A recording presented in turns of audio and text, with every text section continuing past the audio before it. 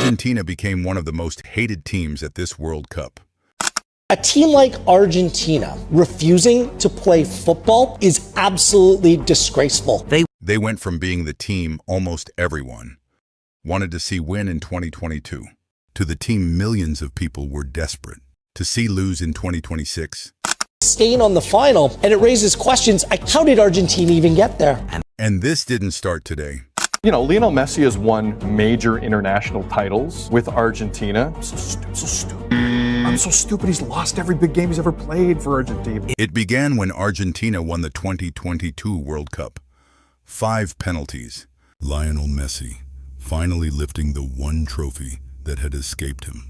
For millions, it was the perfect ending to football's greatest unfinished story. But for others, it was the beginning of a suspicion that never disappeared. Argentina got the benefit of the doubt throughout this tournament. A number of decisions went their way against England. No need to readdress that. 4 years later, Argentina came into this World Cup as defending champions. By the end of it, people were asking whether they had been champions at all, or simply the biggest beneficiaries of some of football's most controversial decisions. You could look at it, but let's ask a simple question, right? If that was Messi, would that penalty be called? And then evidence started piling up.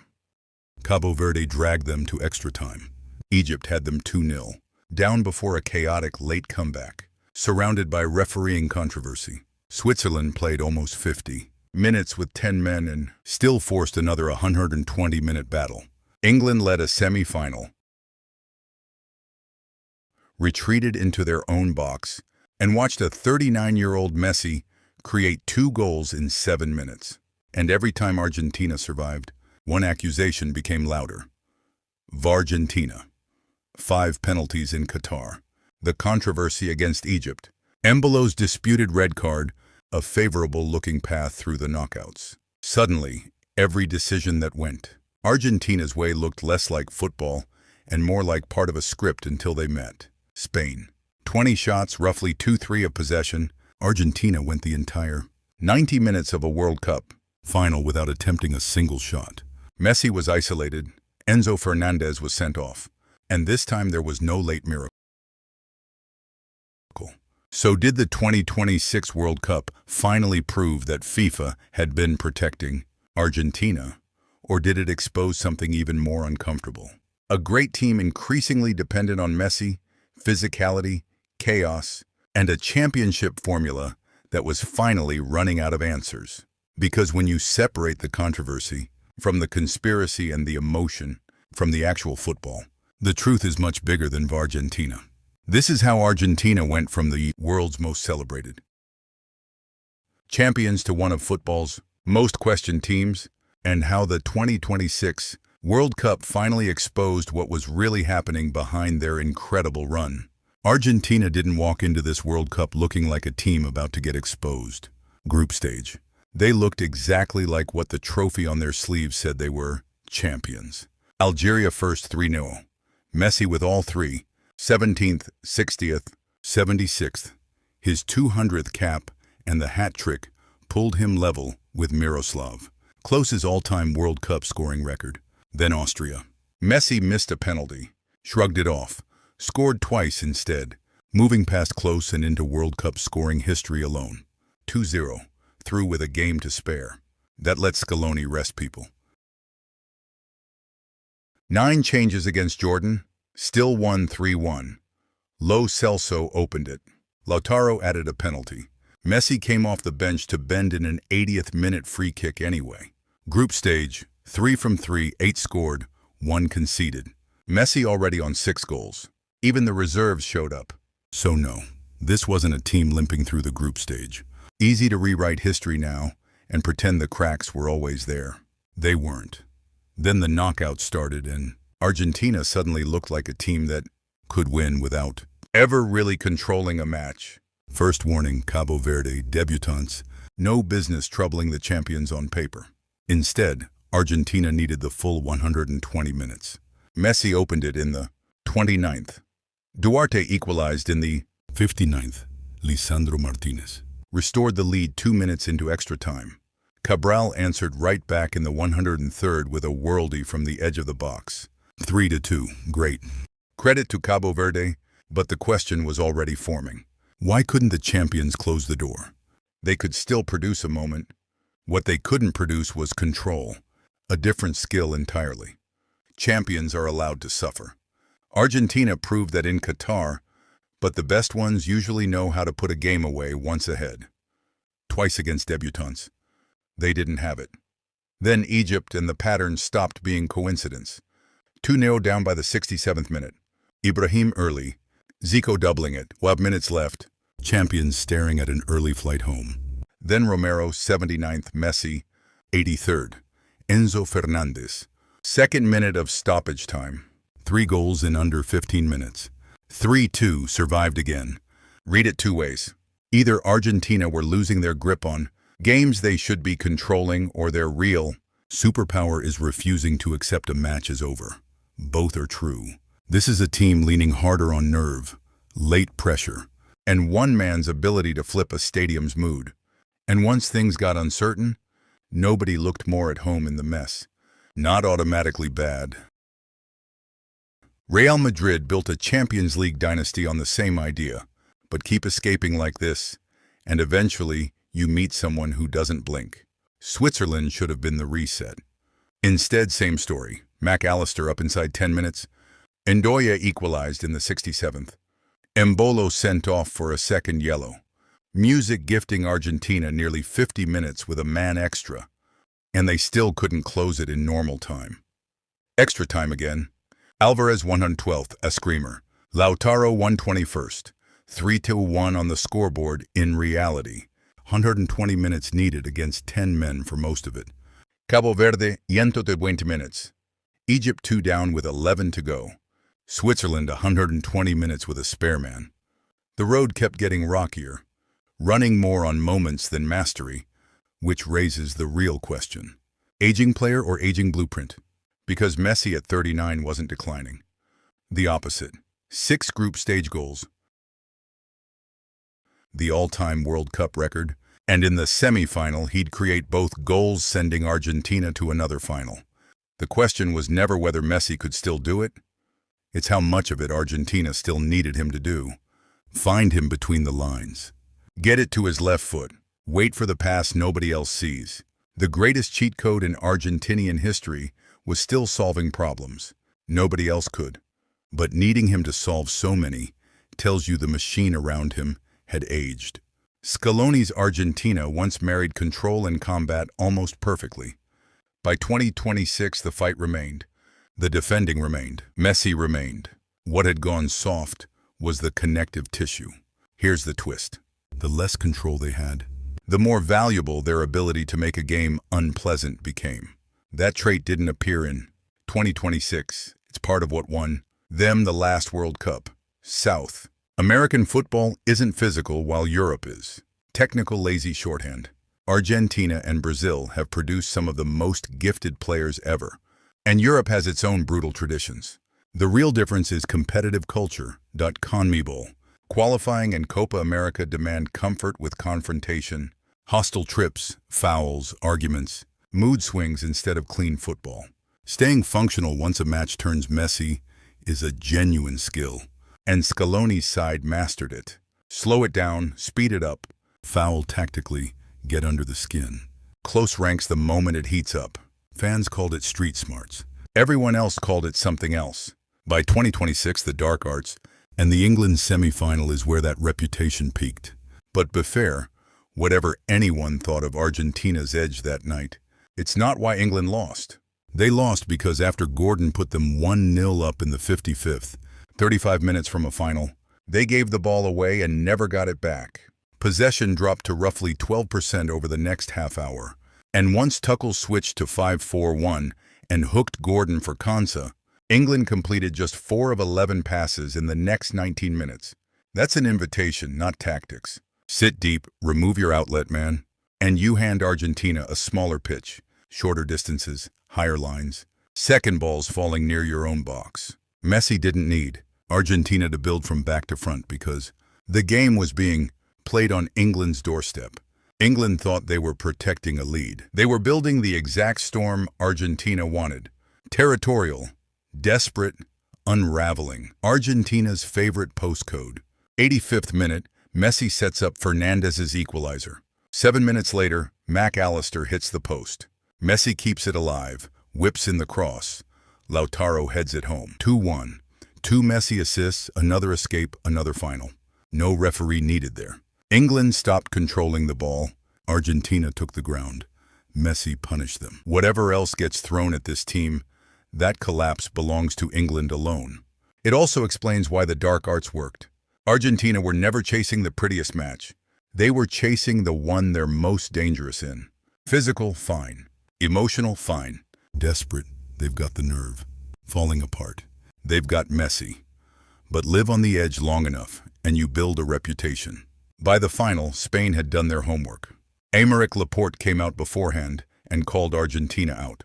The aggression, the little messages left on opponents, effectively demanding the referee find the line before it went off the rails, telling how far Argentina's image had traveled. In 2022, that same fire got romanticized as hunger. 4 years on, they weren't underdogs finishing an unfinished story. They were champions, guarding the throne, and champions get read differently. Passion starts looking like intimidation. Gamesmanship becomes dark arts. Survival starts looking suspicious. Spain weren't going to fight fire with fire like England did. They'd watched Cape Verde take Argentina to 120 minutes. Watched Egypt nearly finish them. Watched a 10-man Switzerland hang on. Watched England hand them the run of the pitch. Spain's plan wasn't to out-scrap them. It was to starve them of the mess altogether. But before that final exam, a bigger question trailed Argentina into the biggest game of the tournament. Because as their football got harder to explain, the controversy around their wins got impossible to ignore. People weren't just asking how Argentina kept surviving anymore. They were asking why it always seemed to go their way when it mattered most. That's where this stops being a football story. That's where VARgentina enters the chat. By the time Argentina reached the final, most people had already made their minds up. Every marginal call, every VAR intervention, every red card seems to point in one direction. FIFA wanted Messi and Argentina to keep going. The nickname was everywhere by then, VARgentina. Except this suspicion didn't start in 2026, back in Qatar. Argentina were awarded 5 penalties across 7 matches. Still the most ever given to one team at a single. World Cup, Messi buried his against Saudi Arabia, the Netherlands, Croatia, and France. Only Szczesny kept him out against Poland. Extraordinary number. N. Instant ammunition for anyone convinced. FIFA wanted Messi to finish his career with the trophy in his hands. But unusual isn't the same as rigged. A team getting 5 penalties tells you 5 penalties were given. It doesn't tell you anyone picked up a phone and made a call. Still, Argentina walked into 2026, already wearing that suspicion like a jersey. People were just waiting for the next flashpoint. Egypt gave them one. That dramatic 3-2, last 16 win got completely overshadowed by the officiating. An Egyptian goal chalked off by VAR, a penalty shout waved away. The anger was real, and that match became exhibit. For anyone arguing Argentina were getting the softer whistle. Their run through the tournament was increasingly described as happening under a cloud, and the wider debate started, asking harder questions about how far VAR's expanded powers should really stretch. Egyptian fans had every right to question those specific calls, but here's where you have to draw a line. A bad decision is not automatically a conspiracy. Nothing verified ever showed FIFA telling officials to protect Argentina. Nothing showed referees were told to keep Messi around. Plenty of what got said online went a lot further than what anyone could actually prove. Then, Switzerland made it worse. McAllister had Argentina up. Ndoye pulled Switzerland level. And in the 72nd minute, Breel got sent off for simulation after a VAR review. Murat Yakin called it unacceptable, and the criticism zeroed in on whether VAR had stopped correcting howlers and started just re-refereeing games from a truck. Argentina had the extra man. They still needed extra time to win 3-1, but the perception damage was already done. And you can see how the dots got connected. 5 penalties in Qatar, the Egypt mess, Embolo walking early, Argentina into another semifinal. If you already believed the fix was in, that reads like confirmation. That's confirmation bias doing what it does best. A bad decision for someone else is bad reffing. The same call for Argentina becomes the script. Doesn't make Argentina innocent. It just means every incident involving them now gets filtered through a suspicion that was already sitting there. Social media didn't help. Cropped clips, dodgy angles, invented offside claims. All swimming in the same feed as the legitimate complaints until nobody could tell the real complaints from the noise anymore. Then there's the easy draw argument. Cabo Verde, Egypt, Switzerland, sure. On reputation alone, that's a kinder road than running the usual superpower gauntlet. But Argentina didn't draw their own bracket. And there's a built-in contradiction in calling the opposition too weak to be real while also watching. Cabo Verde dragged them to extra time. Egypt go 2-0 up in 10-man. Switzerland hang on until the 112th minute. Argentina were catching breaks in the moments. They were not strolling through a rigged fixture list. Then Spain took the whole argument off the table. The final exposed something no VAR review could spin. Spain had 65% of the ball, 20 shots, 12 on target. Argentina became the first team in World Cup final history to go the full 90 minutes without a single shot. Their first attempt didn't come until the 116th minute. That's not a refereeing story, that's a football story. Spain simply cut off Messi from the zones where he'd been rewriting games all tournament. He finished with 8 goals and 4 assists overall. Remarkable numbers for a 39-year-old. But in the final, Argentina couldn't get the ball to him in positions where he could actually dictate anything.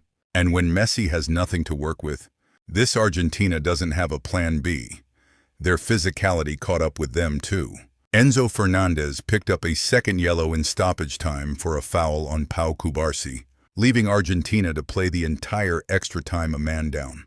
Spain didn't blink. They circulating, kept probing, and eventually 2 subs did the damage. Nico Williams setting it up, Ferran Torres finishing it in the 106th minute. Argentina had spent the whole knockout stage surviving disorder. Spain simply refused to give them any. That was the difference in one sentence. The frustration spilled out afterwards. Leandro Paredes shoving Gavi mid-celebration. A brief flare-up before Scaloni stepped in. Worth separating that from Messi himself, who handled the loss like the professional he's always been. And by then, the noise wasn't just about football anymore. Martinez and Lo Celso had already unveiled the Las Malvinas sun, Argentina's banner after the England game, drawing FIFA's attention over political messaging. Off the pitch, AFA President Claudio Tapia and the Federation were dealing with financial investigations, with reports of U.S. authorities looking into possible fraud and money laundering tied to the organization. None of that proves a single match was fixed. It just added to the pile. So what did this tournament actually expose? It exposed an Argentina that couldn't control top-level matches for long stretches anymore. It exposed just how dependent they still are on one 39-year-old man. It exposed the ceiling of a formula built on grit, physicality, emotional edge, and moments of individual brilliance. And yes, it did expose some refereeing calls that deserved real scrutiny. What it didn't do was produce a shred of proof that FIFA rigged anything. Controversy isn't corruption. Suspicion isn't proof. Saying VARgentina 10,000 times doesn't turn an allegation into a fact. The real answer sits somewhere less comfortable for everyone.